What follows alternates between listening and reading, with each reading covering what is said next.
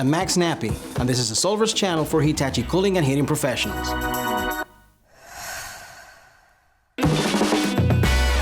Welcome. We're getting a lot of questions from you, but don't worry, we're here to help. But first, let me remind you of the zero harm policy we all follow here at Johnson Controls Hitachi, so we can go home safe after each working day. Please don't hesitate to contact Hitachi for more information. In today's video, we will see how to identify communication problems between the outdoor and the indoor unit. I will advise you to watch this video after any other tutorials on this channel on how to install a residential unit, because any adjustments we may do in this video may arise after the installation. Before we start, let's see the tools we may need. Screwdriver, a perimeter, goggles, and gloves. Now that we have everything, let's get to work. Imagine that we just completed the installation. We have powered up the unit, an alarm code appears, and the system doesn't work. To identify the error, the unit can notify us of 4 possible ways.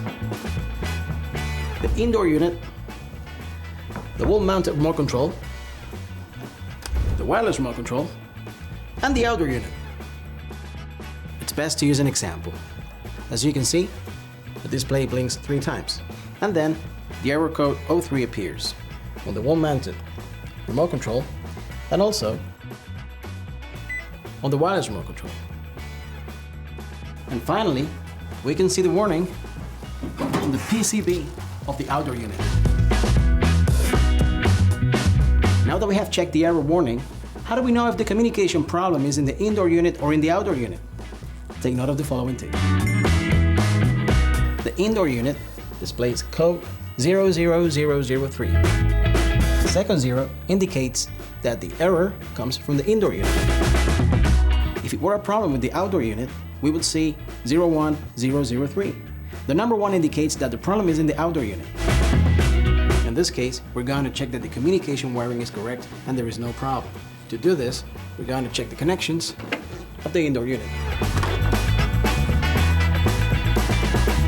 As you can see, they're all fine.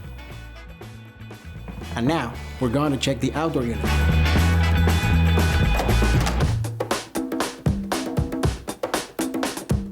As you can see, a cable came loose, and that's why the outdoor unit cannot communicate with the indoor unit.